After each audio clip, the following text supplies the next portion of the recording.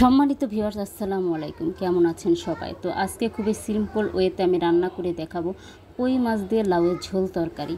তো সেই জন্য কই মাছটাকে আমি ভালো মতো অবশ্য কেটে ভালো মতো ধুয়ে নিয়েছি। তো ধোয়ার আগে অবশ্য কই মাছটাকে আমি লবণ মাখিয়ে রেখেছিলাম আধা ঘন্টার মতো, যেন মাছের ভিতরে লবণটা ভালো মতো ঢুকতে পারে। তো ভালো মতো ধুয়ে নিয়ে এখন আমি হলুদ, লবণ আর শুকনো মরিচের গুঁড়ো ভালোভাবে মাখিয়ে নিচ্ছি কই মাছটার মধ্যে। তো ভালোভাবে মাখিয়ে নিয়ে এটাকে আমি প্রায় আধা ঘন্টার মতো রেস্টে রেখে দেব। তো আধা ঘন্টার পর এটাকে অবশ্য আমি রান্না করে নেব।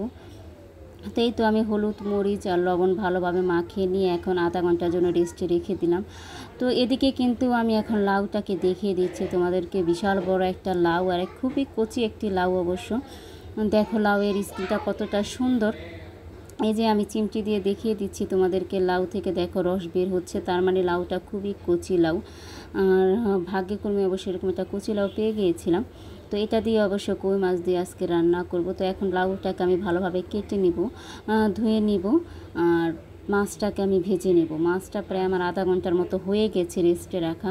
তো এখন আমি একটা ফ্রাই প্যান নিয়ে নিয়েছি। ফ্রাই প্যানের ভিতরে আমি এখন পরিমাণ মতো সয়াবিন তেল দিয়ে দিলাম। তো তেলটা অবশ্য গরম করে নেব আমি। তেলটাও আমার গরম হয়ে গেছে। এখন আমি একে একে সবগুলো মাছ দিয়ে দিব। কই মাছগুলো একে একে সবগুলো দিয়ে আমি ভালোভাবে কই মাছগুলোকে ভেজে নেব, একটু লাল করে ভেজে নেব অবশ্য, মানে কড়া যেটা ভাজা বলে সেভাবে অবশ্য এটাকে আমি ভেজে নেব এখন। তো সবগুলো কই মাছ আমি দিয়ে দিলাম।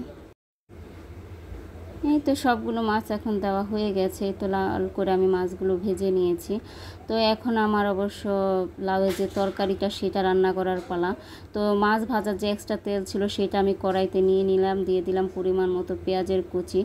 এখন এই পেঁয়াজের কুচিগুলো আমি তেলের সাথে ভালোভাবে ভেজে নেব, একটু মানে ব্রাউন করে ভেজে নেব। এটা আমরা সবাই অবশ্য জানি যে তরকারি রান্না এইভাবে ভেজে নিতে হয়। পেঁয়াজটা হালকা বাদামি করে ভেজে নিতে হয়, কাঁচা পেঁয়াজটা রাখতে হয় না। তো এই তো আস্তে আস্তে অবশ্য পেঁয়াজগুলো আমার হালকা বাদামি করে ভাজা হয়ে গিয়েছে। আর লাউয়ের তরকারি যেহেতু ঝোলের তরকারি, তাই একটা বড় কড়াই নিয়ে নিয়েছি। তো এখানে আমি কিছু হলুদ মশলা নেব, হলুদের গুঁড়ো, মরিচের গুঁড়ো, জিরা ফাঁকি, পরিমাণ মতো আদা রসুনের পেস্ট আর পরিমাণ মতো লবণ। এখন আমি এই সমস্ত মশলাগুলো পেঁয়াজের সাথে আর তেলের সাথে ভালোভাবে কষিয়ে নেব। তো কষানোর জন্য এখানে আমি অল্প পরিমাণে প্রথম পানি দিয়ে দিলাম। পানিটা দিয়ে এখন আমি একটু কষিয়ে নিব ভালোভাবে। এই তো পানিটা দেওয়া হয়ে গেছে। আর আমি মনে করি মশলা যত ভালোভাবে কষানো হবে তরকারিটা খেতে তত ভালো লাগে, মানে এটা আমার মতে, আমি সবসময় এটাই করি। আর মশলাটা ভালোভাবে কষানো না হলে মশলা একটা বিচ্ছিরি গন্ধ থাকে, এতে অবশ্য খেতে খারাপ লাগে, তরকারির স্বাদটাই সম্পূর্ণ নষ্ট হয়ে যায়। এই তো লাউটা দেখো আমি কিউব করে কেটে নিয়েছি। তো লাউটা কিউব করে আর কতটুকু মোটা করে কেটে নিয়েছি এটা তো সবাইকে দেখিয়ে দিলাম। যার যার পছন্দ মতো সবাই কেটে নিতে পারো। কেউ লম্বা করে অবশ্য কেটে নেয়, লম্বা করে ছোটো টুকরো করে অবশ্য কেটে নেয়। তো আমি এভাবে কিউব করে কেটে নিয়েছি। তো এখন মশলার সাথে আমি লাউটাকে ভালোভাবে মিশিয়ে নেব। প্রতিটা লাউয়ে যেন মশলা ভালোভাবে মিশে যায় সেটার জন্য আমি নেড়ে নিচ্ছি ভালোভাবে।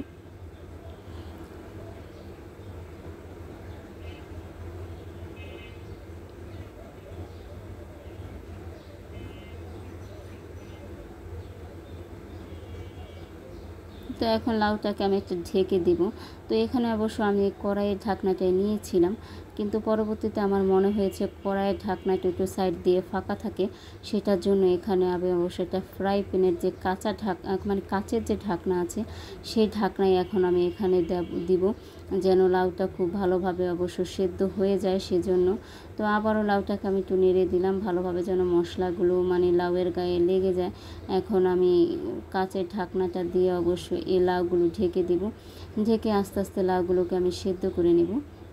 তা লাউ সেদ্ধ হতে কিন্তু বেশি সময় লাগে না, প্রায় 10 মিনিটের মতো অবশ্য লাউগুলো আমি সেদ্ধ করে নিলাম। দেখো লাউগুলো কিন্তু প্রায় 95% মতো সেদ্ধ হয়ে গেছে। তো আর কালারটা কিন্তু খুবই সুন্দর এসেছে, কারণ লাউয়ের তরকারিতে কিন্তু বেশি মশলা দিতে হয় না। এখানে কিন্তু আমি হলুদের গুঁড়ো কম দিয়েছিলাম আর মরিচের গুঁড়ো একটু বেশি দিয়েছি, যেহেতু আমার ঘরে মানে এই লাউয়ের তরকারিটা একটু ঝালটাই পছন্দ করে। তো সাথে আমি দিয়ে দিলাম কই মাছগুলো, সব ভাজিয়ে রাখা যে কই মাছগুলো, আর দিয়ে দিলাম পরিমাণ মতো পানি। তো এখন আমি আস্তে আস্তে এটাকে রান্না করে নিব। কই মাছগুলো একটু ভালোভাবে সাজিয়ে দিচ্ছি, যেন প্রতিটা কই মাছের ভিতরে পানি সুন্দরভাবে মানে সিদ্ধ ভালোভাবে হয়, সেটাই আর কি। তো এখন আমি এই কই মাছটাকে ঢেকে দেব।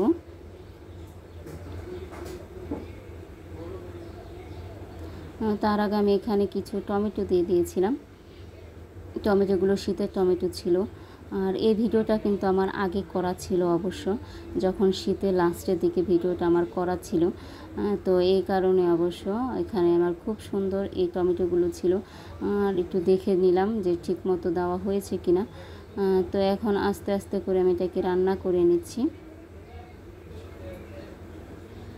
এই যে কই মাছের তরকারিটা কিন্তু প্রায় আমার 90% মতো রান্না হয়ে গিয়েছে। টমেটোও কিন্তু আমার সিদ্ধ হয়ে গেছে, যেহেতু শীতের টমেটো ছিল, টক টমেটো যেটাকে বলে কামরাঙ্গা টমেটো, সেটাই অবশ্য এখানে আমি দিয়েছিলাম।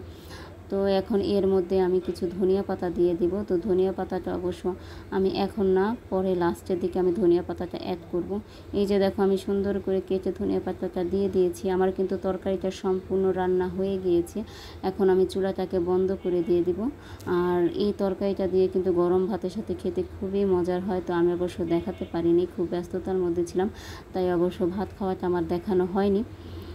তো এই তো চুলাটা কিছুক্ষণ পরে বন্ধ করে দিব আমি। তরকারিটা সম্পূর্ণ আমার রান্না হয়ে গিয়েছিল।